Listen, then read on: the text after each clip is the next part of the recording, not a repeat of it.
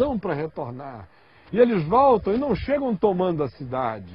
Eles ficam aqui fazendo kibbutz, pequenas comunidades, tentando se organizar em comunas de compartilhamento da vida, compartilhamento democrático, compartilhamento de bens, compartilhamento econômico, até que, provocados, eles reagem e, em reagindo, eles tomam a cidade.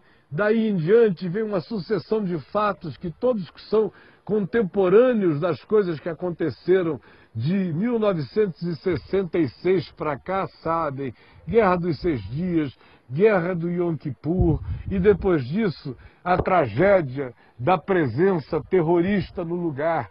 Porque eu mesmo, que estou narrando essa história que começou com Melquisedeque, cheguei aqui em 1977, numa época em que a gente via ainda os palestinos extremamente felizes por estarem sob a orientação judaica, felizes com liberdade, com livre-arbítrio, com trânsito, todos os lugares franqueados, você podia ir aonde quisesse, mas aí surgem figuras que têm em Yasser Arafat uma simbolização de um espírito. É um espírito de terrorismo, é um espírito que cresceu, apesar de Arafat, depois de um tempo, ter se tornado apenas politicamente correto, porque para o mundo e para as Nações Unidas ele tinha um discurso, mas para os grupos rebeldes palestinos ele tinha um outro, e para os grupos palestinos rebeldes o seu discurso era de incitamento e de terrorismo, sendo que ele próprio, Arafat, foi o fundador do Fatah, ele começou como um terrorista, viu que se ele quisesse ter algum tipo de apoio internacional e da mídia, ele tinha que mudar o discurso, mas isso era só para fora, a cara dele era dupla. Por lado de dentro, o estímulo dele era para que acontecesse o que continua acontecendo até hoje. E o que continua acontecendo até hoje é triste, porque é o estabelecimento de um status e de um estado de conflito aonde os judeus estão sempre dispostos a trocar terra por paz, sempre dispostos a fazer concessões, sempre dispostos a abrir áreas, até mesmo a consentir com a presença de um Estado palestino, se da parte dos palestinos houvesse a disposição de convívio pacífico, irmão e fraterno, o que não há. Porque aí surgem os Hamas da vida, que praticam atos horríveis e de ignomínia, os homens-bomba, de uma covardia extraordinária, porque eles próprios, os líderes desses movimentos, você já ouviu falar que algum deles tenha se oferecido para ser homem-bomba? Nenhum deles se oferece, eles pegam garotinhos jovens, que recebem promessas falsas e falaciosas, que vão destruindo as suas próprias vidas enquanto matam a tantos e inviabilizam todos os processos de paz aqui. E eu concluo dizendo o seguinte: há 2000 anos atrás, Jesus subia da região de Betânia, que fica ali além, descendo o Monte das Oliveiras do outro lado, passa por Betfagé. Quando ele chega aqui no Monte das Oliveiras e que ele tem essa visão da cidade de Jerusalém, ele chora, chora e chora, e de Jerusalém, Jerusalém, que matas os profetas e apedrejas os que te foram enviados, quantas vezes quis eu reunir-te, como a galinha ajunta os seus pintinhos debaixo das suas asas, mas vós não quisestes. Ah, Jerusalém, se tu pudesses discernir no dia de hoje o que é devido à paz, a paz se estabeleceria em ti para sempre, mas isso te está agora oculto e encoberto. Em verdade, eu digo, Jerusalém estará sob o domínio e sob os pés dos gentios, até que todo Israel venha dizer: bendito é aquele que vem em nome do Senhor. Foi Jesus que disse que não ficaria neste lugar pedra sobre pedra que não fosse derrubada. Aconteceu no ano 70.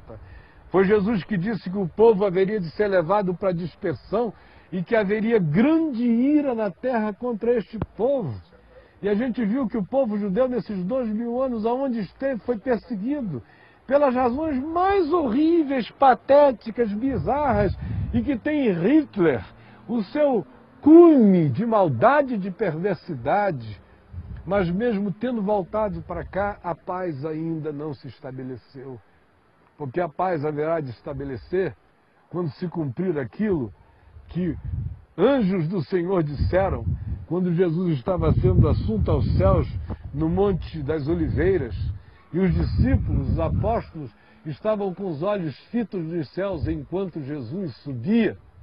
E eis que 2 varões vestidos de branco se puseram ao lado deles e lhes disseram: varões galileus, por que estáis olhando para as alturas? Este Jesus, que dentre vós foi assunto aos céus, assim virá outra vez, do modo como viste subir.